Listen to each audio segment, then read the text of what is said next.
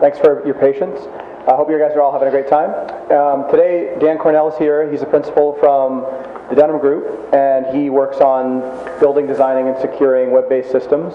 And he's going to talk about a problem that's really near and dear to my heart, because a lot of my customers have this problem, which is how do you connect to a database with the appropriate level of permission, so that way when your app gets owned, everything else doesn't get owned along with it. So with that, I'd like you to welcome Dan. Thanks. Alrighty. Yeah, and so Dan Cornell, I'm the CTO at Denham Group, and that's exactly what we're going to talk about. And this talk actually came out of two clients that we worked with that where tuning their database permissions was important. They were both under attack, and in addition to a variety of different kind of mitigation steps that we put in place, one of the things we needed to tighten up that we had admittedly been lazy on was some of the database permissions. And when we did it for these folks, it was a manual, giant manual process that we were certainly able to do, but I think what we ended up with was not as completely constrained as it could be, and it took a lot of time. And so, and we'll talk about some kind of DevOpsy type things and whatnot. But so an interesting question that came up around folks in the office was, well, how can we set these things up in an automatic way so that they have exactly the permissions that they need to have, but no more? And so we'll talk through kind of some of the process that we went through for that, as well as some things that we've done to start hopefully automating this process and making it much easier and much more scalable. And we've got some code that we've released that is starting along this road. There's a number of kind of deficiencies that we still need to work out, but it's a step along the way. For some reason, my default slide has a picture of me, so if you see someone other than this presenting, then you're probably wrong. One thing, I guess, to talk about just about my background, and that kind of shapes a lot of my perspective on this, is I'm a software developer by background. Spent a lot of time doing enterprise Java in the mid to late 90s. Spent a couple years doing .NET. The last couple years I've been very focused on security and how the code that you write, how that has an impact on the security of your organization or of your customers. But I'm a software developer by background, and I say that at the expense of my, I'm not a DBA by background. I'm not a sysadmin by background. I'm a software developer by background, and so I look at this a lot from a software developer's standpoint, and also a lot of the software that we create at Denham Group is very software developer centric, just because that's the type of folks that that we tend to attract. Who here, show of hands, who's deployed a web app to production attached as the SA or root user? All right. I have a feeling that anyone who's not raising their hand is a liar. Just because it's so easy. You mean to tell me people that didn't have your hands up, you'd never once? Like when you're in college, late at night, okay, there we go. I got a couple people, and so that's it's a very natural way when folks are trying to get things deployed. You don't get paid to deploy things securely, you get paid to deploy things, right? And securely is a nice to have, and high performance occasionally nice to have. But the focus is on nobody wants to push the deadline out because it's well, we can't figure out how the SQL permissions are supposed to work, and so hey, we're gonna push this deployment for a day or so. That doesn't work in most software development shops that I've spent time around, and so in a lot of cases, your security gets boiled down to the weakest link, and for a lot of web applications that get deployed, especially in organizations that don't have a really strong kind of configuration management and structured process for rolling things live, you see in a lot of cases that a potential weakest link is the level of security associated with the database users attached to the web accounts. Just a quick show of hands, background wise, who's here is a software developer by background? Oh, good. A bunch of folks, security analysts by background. All right, excellent. Everybody else, circus clowns, rodeo cowboy. Well, good. And so it's good from a software development standpoint. I'd actually be interested to know if folks are in a position where they can share some experiences about how they've worked at tackling this problem. Again, I'm just talking about some things that we've started to do internally to help make this process easier for the stuff that we're building.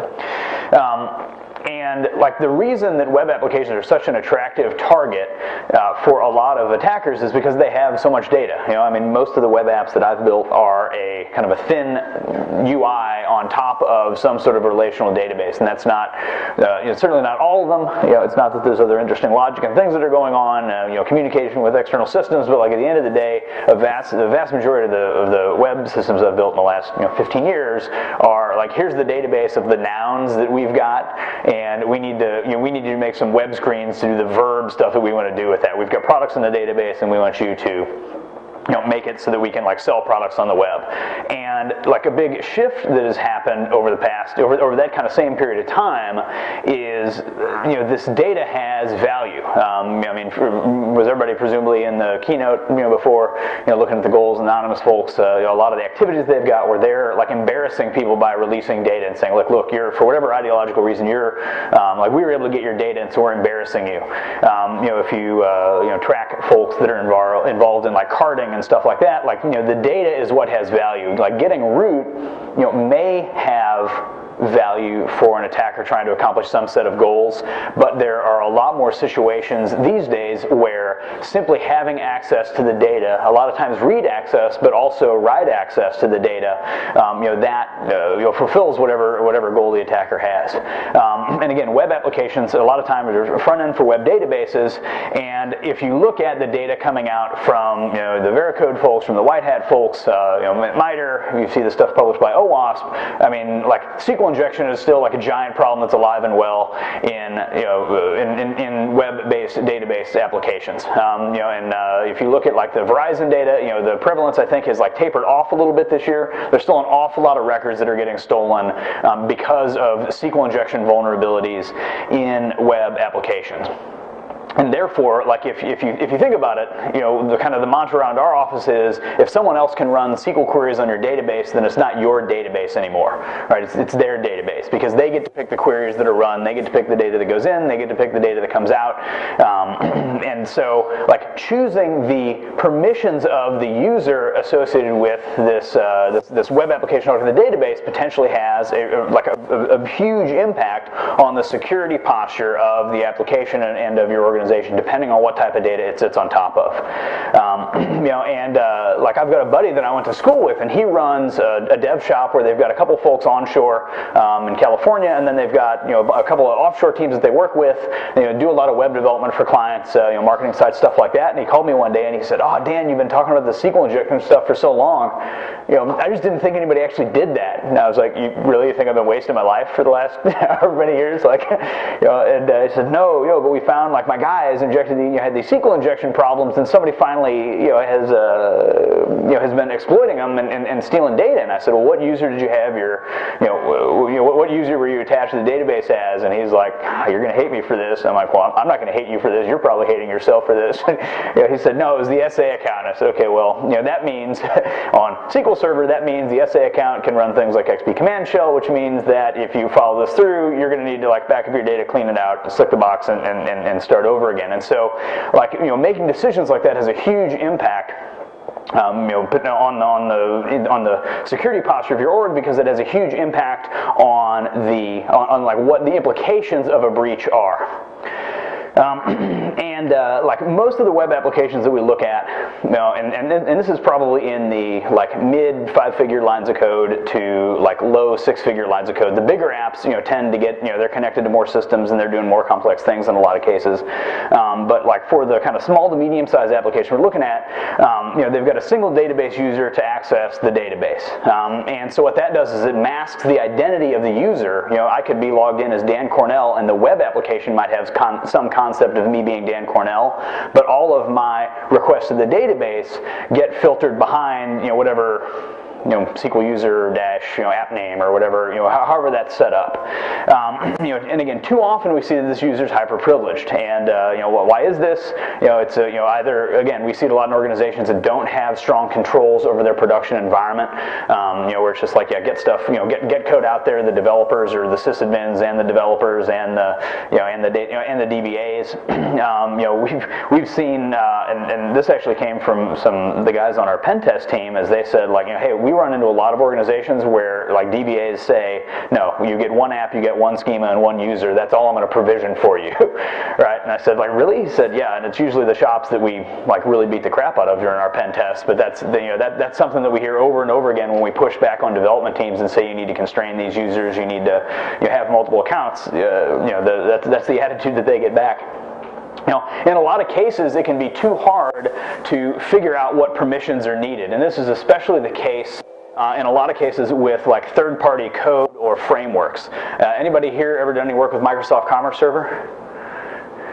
Lucky, you're all lucky, first of all. But like the way that Commerce Server works is when you're in the admin console and you add new,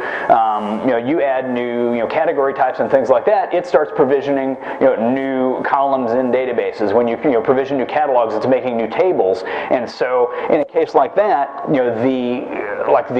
just for the software to operate properly, the way that the system is architected, it needs a very high level of privilege, DB owner type access for at least certain types of use cases, and so that can make it really hard to try and constrain these these permissions, because it's like, hey, when the administrator goes in and tries to add a new catalog for a promotion or something, if we've got the database user constrained, that breaks, right? And you can't break the application. And we'll talk about some things that we've started to explore to mitigate this stuff toward the end of the talk. So this is a hard problem, and the result is that if you've got your application attached with a high privilege user, any sort of SQL injection vulnerability is potentially going to give them control over the entire database, so that they can pull all the data in the database, they can update any things they want. You see that with the web SQL injection worms that are jamming like nasty ActiveX control stuff and things like that in there. You can map up the schema, insert, update, select, delete, kind of like to the level of creativity and the level of effort that the attacker is willing to expend. And so like the whole concept of confidentiality, integrity, availability is no longer something that applies to the system that you've got, because folks can delete data, which is going to impact availability. They can steal data, impacting confidentiality, modify stuff, integrity. It can even be automated. We'll look in a couple seconds at the SQL map tool, which is like really smart. If you can point it at a SQL injection vulnerability, like it's really clever at figuring out how can I manipulate the query that's being run in a blind way. How can I manipulate this query and start to like map out what's in the database? Has anybody here ever used SQL map before? Yeah, really, really cool tool. And so we'll show kind of the difference between two different runs on an example application. But like that's a really interesting tool to run. And I'm not normally like when we're talking with folks about like the implications of a pen test or something like that, I don't like to get in the game of, okay, well for this cross-site scripting vulnerability, show me how you'd exploit it. All right, and you spend like 20 minutes figuring that, like, okay, I'll fix that one. For the next cross-site scripting vulnerability, prove to me that you can exploit it. It's like, but like sometimes if you're trying to convince people that vulnerabilities are things that they might want to fix, SQL map, let's just say it makes an impression. When you can get a good run of it and say, with this automated tool that I pulled off of SourceForge or whatever, we're able to actually make a copy of your database and pull it back over here. Based on this one vulnerability that we found. So that can be a handy thing. Again, don't like to get into the like vulnerability by vulnerability example exploit game, just because that's not a real great use of time. But again, SQL map makes an impression. And we also see again applications sit on top of multiple databases, and so if that database user has to have permissions across multiple databases, SQL injection vulnerability in one application can all of a sudden start impacting databases in other places that you might not even really be thinking about. So we've got like to kind of demonstrate the process that we're trying to get in place for our applications. I've got a kind of a crappy PHP web application. It's a little e-commerce system, and it's attached to a MySQL user with like grant all on this user to let them do stuff. Like all this code is available online. I've got a GitHub repository link that might change slightly, but it's all like both the analysis code and the example code and the little helper utilities stuff is available online. And the slide deck will be available online too. So if you want to set this up, I just put those in there so that you could, not have some troubles that I've seen people have setting up the environment in their local stuff. And so, what's wrong with the target application? Well, we can take a look at it. and go around and look at the example app. And also what we're doing, this is running in Firefox, but all the traffic is running through the Zap proxy, OWASP Zap proxy, which is a proxy tool like Burp Suite or WebScarab. Has anybody here used Zap before? Yeah, excellent. This is like the side of the room that has all the cool toys.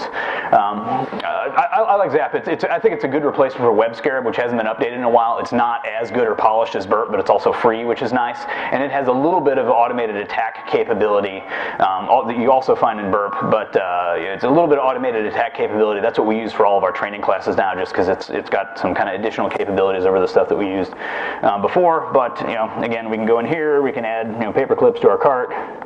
Go back to shopping, add some more things to the cart.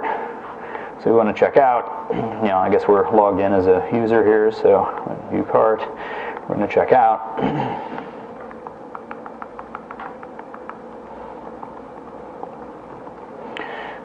Place our order, go back, home, log out. We can also create a new user.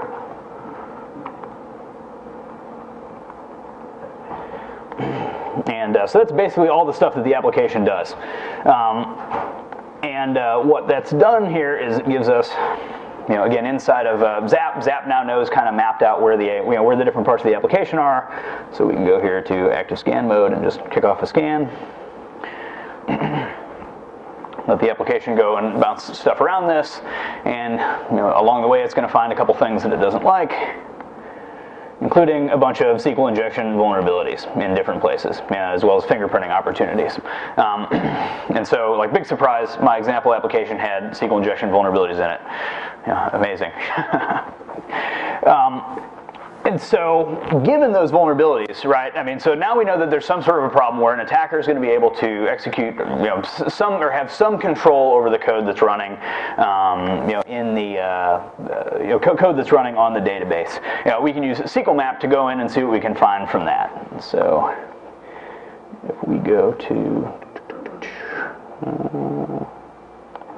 there we go. Maybe we'll.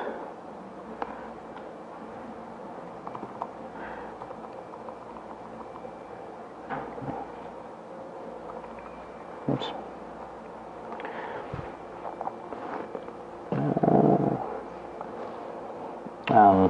Basically, we can just run SQL map against one of the vulnerabilities that we found.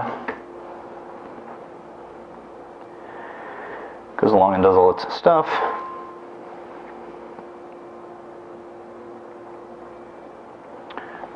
Don't need to worry about that.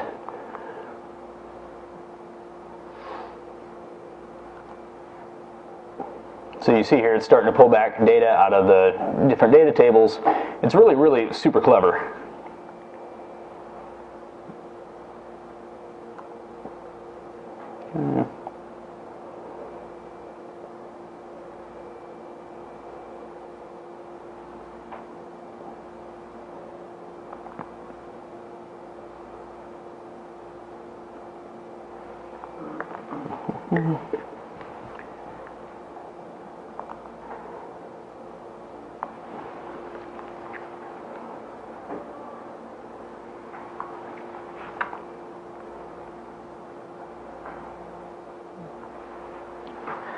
And you see what it's also able to do is it's going and trying to figure out like the different databases it has access to, the permissions that it has, and so on and so forth. So we'll let this thing kind of run its course.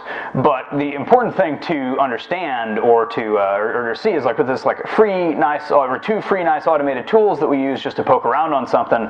It's been pretty easy for us to start to retrieve a lot of information out of the database because we built a database user that was again that had grant all permissions on it, which is not which is something that we see a lot in development environments and something that we also see a lot that gets promoted into production environments. And should be just about finished.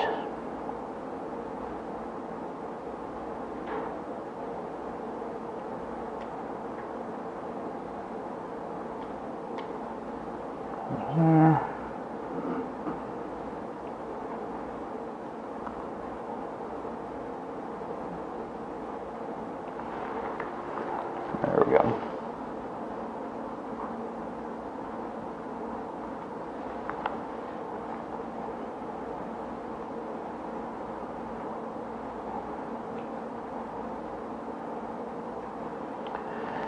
Okay. And so what we're going to see, and we'll look at the results here in a minute, what we see is that with this command, so again, all the commands and stuff are inherent in the slides. If you want to rerun all of this stuff, we basically can retrieve all the data. So we can pull back the usernames and passwords, we can pull back the order history, we can pull back their credit card information. Like just doing these different select queries, we can pull back like a copy of the database and the schema, as well as a bunch of additional permissions and things like that. And so common vulnerability, freely available tools, like very serious impact. And that doesn't even start to explore the types of things that you could do if you were updating records, if you were deleting records or inserting records. Again, like updating and inserting records, we could go into the product catalog and we can put a lot of HTML and things like that in there that might have malicious ActiveX controls. If we can delete records, we can make orders, make them go away. If we can update orders, we can do the same type of stuff. So all kinds of really nasty things that that happen to this application. And so like that's not a good situation to have where like this is kind of the norm of how web applications get built and deployed. So the question then is, like, that was with a powerful database user. And again, not with the root user where they'd have access to the entire database, but with the user that was created that was given specific permissions, although very high permissions, over that one specific database. And so, it's desirable from a defense in depth standpoint to constrain the permissions that this database user would have, but to do that, we really need to know what access a legitimate user needs. And so, well, what are we going to do if we want to figure that out? We could go ask the development team, right? Good luck. Good luck with that, because in a lot of cases,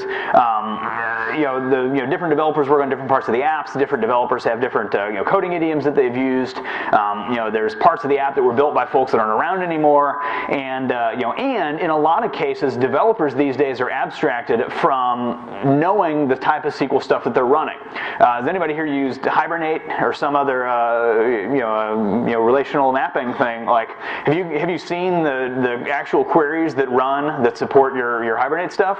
Like, that's some wacky stuff, right? And it's a lot of stuff that you wouldn't necessarily guess that is going on. Similarly, anybody who's ever worked with a lot of these kind of like content management frameworks that have modules and plugins and stuff like that, has anybody ever watched the MySQL queries that run when like a Drupal instance comes up and running, right? Like all kinds of crazy stuff that's executing on the back end, and a developer is not going to necessarily know anything about that.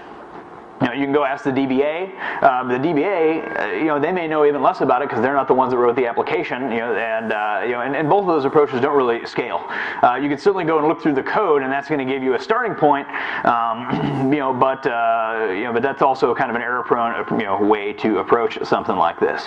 And so, like the question that we had, and again, this came back to two instances where we were trying to go with two different production applications and say, we've got some constraints in place, but we want to make these constraints even tighter as one of a variety of things that we're doing to harden this environment against this attack that is ongoing. One interesting article that we found, and again, you can get the slides online to look at this stuff, but looked at some, like how do you calculate the effective database privileges? If I can look at a user and look at all the grants that they've had given to them and like follow that along, how can I figure all the stuff that they have access to? There's also a guy named Pete Finnegan, who's an Oracle guy out of the UK, Oracle security guy, and he's released some tools that can help to automate this. Given this role, given this user, given this privilege, like how do I spiral out and figure out the different things that I can, what are the different operations I can perform on the database, based on knowledge of the schema of the database as well as this access control that I know that I've got. That's kind of less than ideal for what we're trying to do, because the question isn't what can this user access. Instead, the question is what should this user be able to access, right? Like answering the question what can this user access might be very valuable in an incident response scenario. If you've got to make a determination, do we have a PCI breach where I've got to say that I lost credit card numbers, like certainly being able to say for these users with these permissions, like let's run down the tree and figure out here's all the tables and stored procedures and things that we've got access to. But that's a little bit the reverse of the problem that we're trying to solve here, which is to figure out for this given user, for an application, what are the, what should they have access to? And so, so a little bit different problem. Not, it's not that those tools are not helpful in exploring and understanding more about, access to the database to highlight, like, oh yeah, well this role or this user should never have access to this table. We can turn that off. But I think a better solution is kind of to find a way to shrink wrap the application, to figure out, like, the application needs to do these things. Let's figure out how to, like, fit something to it like a glove, or shrink wrap the permissions around that so that it only has the permissions that it actually needs to execute its job successfully. And there's a couple, there's other tools that do this, not necessarily surrounding database stuff, but in different environments. Any .NET developers ever use the .NET permission calculator tool, right, where it can look at an assembly as well as associated assemblies. It does some static analysis to see what calls are getting made, and then it maps those to the CLR runtime permissions that that assembly should need to run. Right, so that's handy to look at it. And so instead of running in full trust mode, which is a scary, dangerous thing, especially if you're running like a shared ASP.NET environment or something like that, this will let you, like, look at an assembly and figure out, like, here's all the stuff that this might do. Similarly, there's a cool service, as well as kind of some research that was released called Stowaway, and this is geared toward finding Android applications that have excessive permissions. Right. So if you install an Android app on your phone, like, why does your flashlight app need to have access to your address book in the internet? Right. To, like, light up your room, that's probably not required, depending on how you use flashlights. But a lot of Android apps, like malware and stuff like that, need or ask for those permissions, and a lot of folks will click by them. And so Stowaway is a tool that, again, does static analysis of an Android binary, which is super easy to do, and has a list of signatures. Hey, if you're going to call, like, check the GPS, that means you need either location fine or location coarse permission. That's what it's going to ask for in the case like this. So very cool tools that are doing similar type of stuff here, saying, let's figure out, like, the exact set of permissions this application should need to know about. A challenge, just kind of from the standpoint of what we were trying to do, was that both of these tools rely on static analysis, and that's good from a coverage standpoint, but if you look at the way that web applications are created, the way that web applications build the SQL statements they're going to execute, like, that all of a sudden gets to be a really hard problem to solve by analyzing the code, because you've got to, like, know what strings are going to be that are going to be appended together. You've got to know how Hibernate works and what it's going to try to do on the back end, which, if you change versions of Hibernate, that may change. And so a static approach to this problem, kind of within the constraints that we had, was not a great solution. And so the alternate approach that we looked at is, like, let's watch for an acceptable set of user transactions, right? For traffic that we know to be benign, let's see if we can get a comprehensive set of exercising of the different use cases in the applications. Let's see what SQL queries resulted as a result of that benign web traffic. And then based on that, let's create user permissions based on this, because that, again, the hope is that's going to show us, here's everything that needed to happen, here's everything that we needed to touch in order to have this successful run of the application. Let's make permissions that are only going to let us do those things. And again, static analysis in this case is going to be, like, really hard to get right. There's certainly drawbacks to potentially trying to do this in the dynamic manner that we're looking at here. But, like, static analysis, even for, like, the PHP code and stuff like that, you would have to have, like, insight into, like, the state behavior of, like, strings as they flow through the application. Like, that would be, the IBM guys tried that a while back with some kind of, like, string calculus stuff. It's a really hard problem, to solve in that way. Plus, if you look at, if we look at the applications, like in this case, we've got one or two apps that are Groovy on Grails apps. We've got, and then in addition to that, we've got, like, pure Java apps. And so, like, this is not something we could do statically. Maybe we could do it based on the binaries, but it wasn't something where we could just, like, look through the source code and figure this stuff out. So what we put together was a tool called SQL PermCalc, and what it does is it basically, you give it a set of SQL statements to say, I need to know the security requirements that you would have to have filled if you were going to execute these SQL statements. It's a couple hundred lines of Python, based on a really nice SQL parser from Andy Elbrick. So thanks to Andy over in Germany or wherever he's at. What's that? I'm sorry? Can you make that larger? Oh, let me see if I can make this to show the whatever. Slide view mode? What's that? The viewer mode? Oh yeah, when we went in viewer mode, it went back and forth and wouldn't, like the projector wasn't working. And this will all be available online, or if you give me a card, I'll email them to you. It's all, don't worry about copying down the details there, because we'll send all that stuff along. It's not a problem. And so, so basically, it's a script where, along with some helper utilities, like right now that support MySQL. So basically, we can go into MySQL, turn on logging. Exercise the application, through an approved set of behaviors, take those SQL queries that got executed and determine, what tables did we need to touch, what columns did we need to touch, and what access did we need.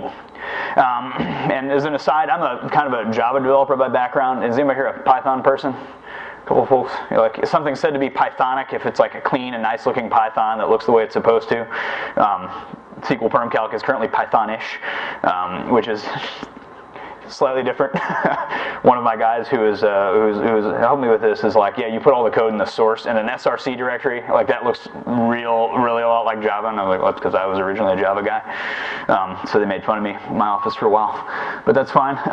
But that's I've actually got a set of recommendations from him that I'm going to be cleaning up and checking in the next day or so to make it more Pythonic. And again, we've also got some support tools. Like for MySQL in production, you don't want to have, like, it's not considered a best practice, it's considered an anti-pattern for performance to have query logging turned on, because that means every time somebody runs a query, which hopefully people are doing lots of all the time, you either have to append that to a file, or as we're doing, we put it into a table just because it's easier to manipulate and dump the stuff out in a format we wanted. And so this isn't something that I would make part of your like normal production routine that you've got kind of running every day. I mean, if it doesn't unacceptably negatively impact your performance, I suppose you could do that. But it's something that is going to have a performance impact such that it's kind of clearly labeled everywhere they talk about doing this, like don't do this in production for an extended period of time. We can also retrieve the MySQL log again. Since it's in a table, we can run a query against the MySQL database, filter that a little bit and dump the stuff out in a format that we want, which is good. And then there's another script in there that'll turn MySQL logging off. And so the process that we go through is we stop the web server, turn on MySQL logging, turn the web server back on so that we can see if there's any like startup sequence for the application, exercise the application, run it through hopefully a representative set of unit or acceptance tests, retrieve the logs and turn off the logging, and then take the logs off to the side to do some analysis of those. One of the things that we do quite a bit of in our shop is automated acceptance and regression testing using Selenium. I don't know if folks use that in their shops, or if you've got HTTP unit or HTTP runner or something like that. Like that's something that has made looking at an approach like this a lot more possible than it would have been otherwise, because basically at the click of a button or running a script, I can get a good set of user interactions with the web application, which leads to the set of database interactions that we want to be able to test against. And so that's really handy.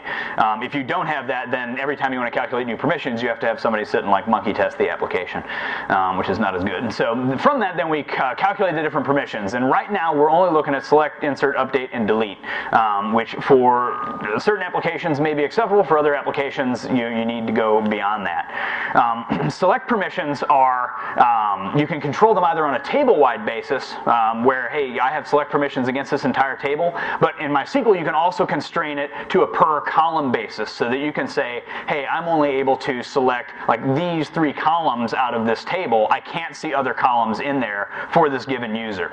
Another thing though to know when calculating permissions, if you're using where clauses where you're trying to match against columns, you also have to have select permissions for those tables and those columns, so that you have the appropriate read access to even if you're not returning those columns to the user, you have to be able to select and see those columns.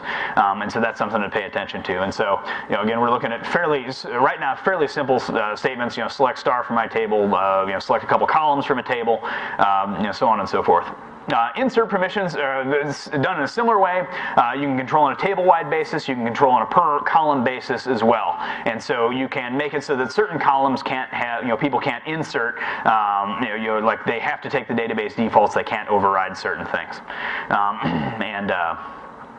Yeah. update, again, you can control that on both a table-wide and per column basis. What users have the ability to write stuff to, and so people may have the ability to create things, but not go and modify them. And so that can be good for things like timestamps, where you want to differentiate between people that are creating creating things. Certain users may have the ability to create but not go back and modify those things later. And again, if you're doing updates that have where clauses, those are going to have implications for the select permissions needed for the application as well.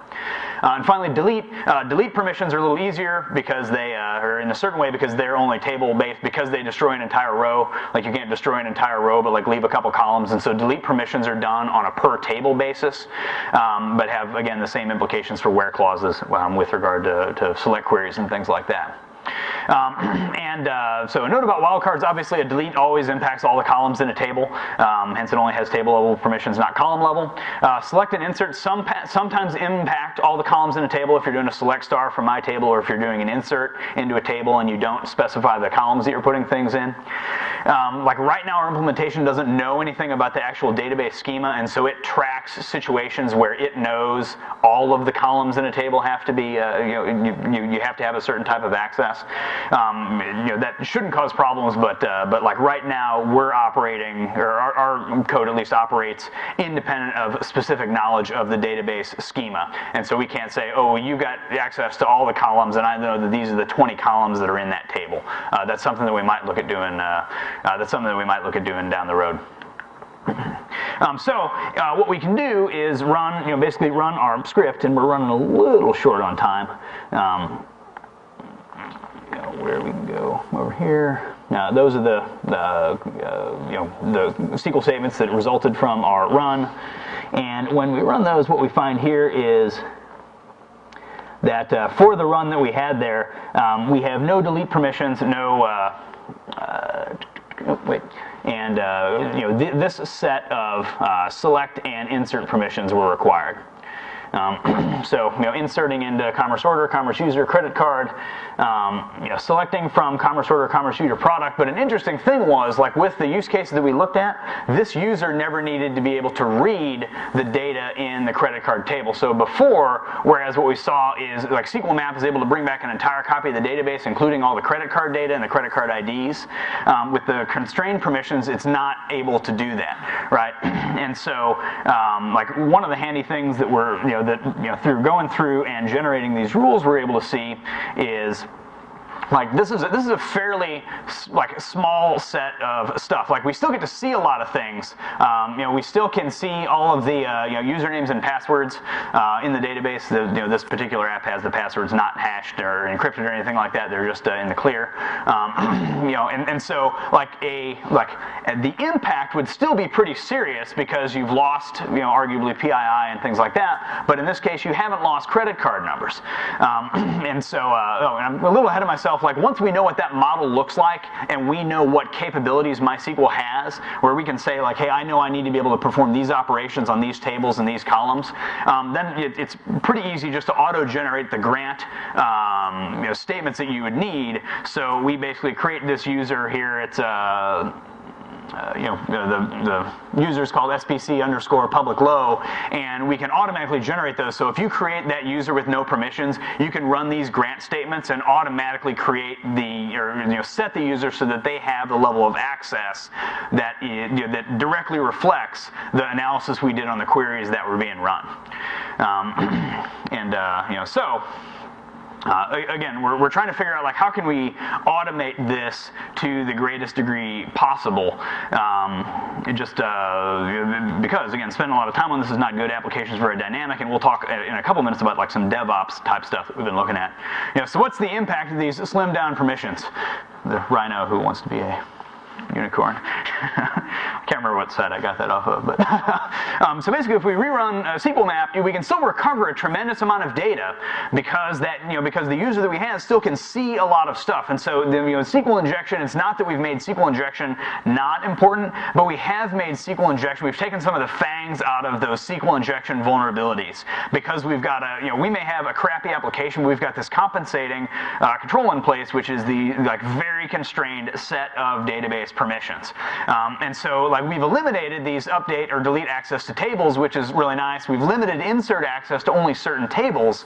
And so, the hope is that like folks can't insert into products or modify products, and SQL worms can't come in and infect the site with malware. If you look at the different operations, all the create things that you do are either like buying orders or creating users. It would be specific to one user, not seen by every user on the site. And so, like with these constraints, what we've got is definitely better than it was before. And it's a so that's nice. That's better. Not perfect. And it's also not something that I would like turn on our production servers today for reasons I'll talk about in a minute, but it also gives you some insight into database usage. Like right now, do you have a clue of what like database assets your different things are using? There was like one or two folks who had talked like, hey, I've watched Drupal turn on and all like the maniac stuff that's going on in the background that like the admin site needs to have as it like plugs in new modules and stuff like that. It's also something where you can do some forensic review over time. If you've got the set of permissions you think you need to have, well, if I can compare that permission set with something that I pulled out of production, if I turn logging on for 5 minutes or some period of time, I can create a new set of permissions and I can compare those to one another and find out, hey, did permissions get used in production over this run of time that I didn't think it needed to have? You can also compare multiple users and roles in applications, and so one of the things that we've seen, and these are actually for these two different clients things that we've looked at.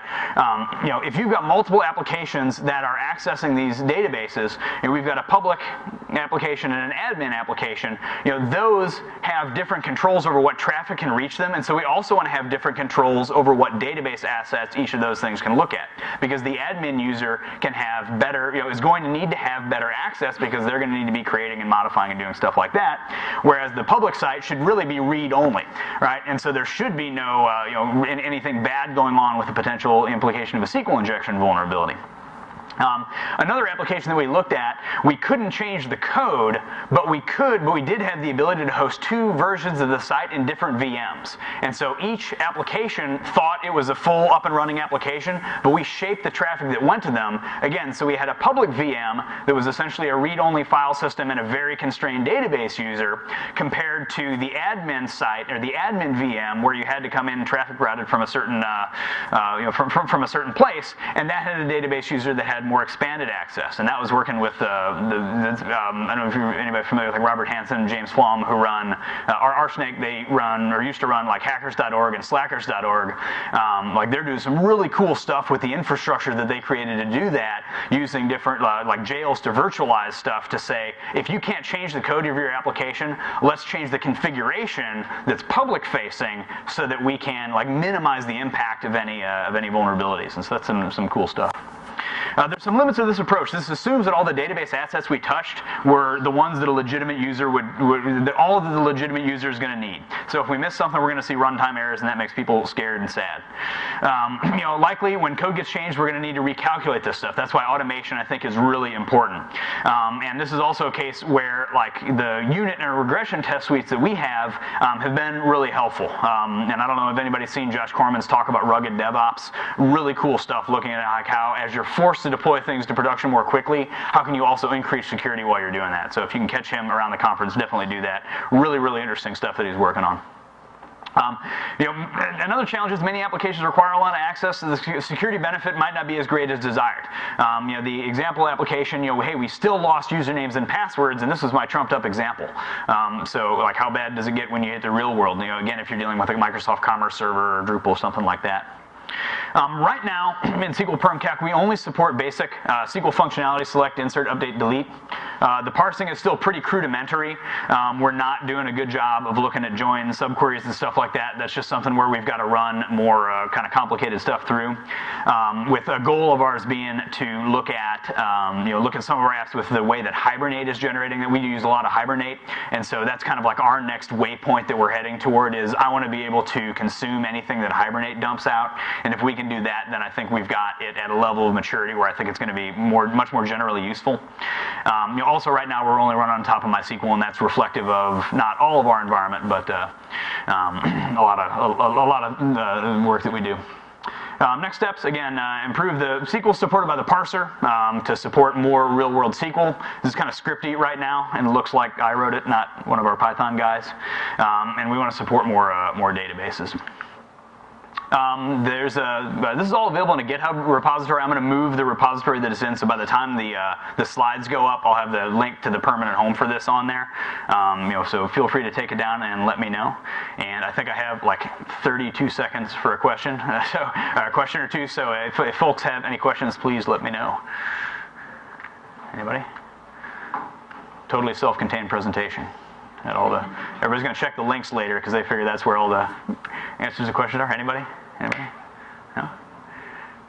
All right. Well, good. Well, I'll be wandering around here for the next today and tomorrow before I got to roll to town. So if you've got any questions, please let me know, or just email me. I'm dan@denimgroup.com, or you can follow me on Twitter @DanielCornell. Feedback is the breakfast of champions. Love to know. All the feedback sessions are being done in SurveyMonkey. So please hop online and give some feedback on the talk. Thanks a bunch, guys.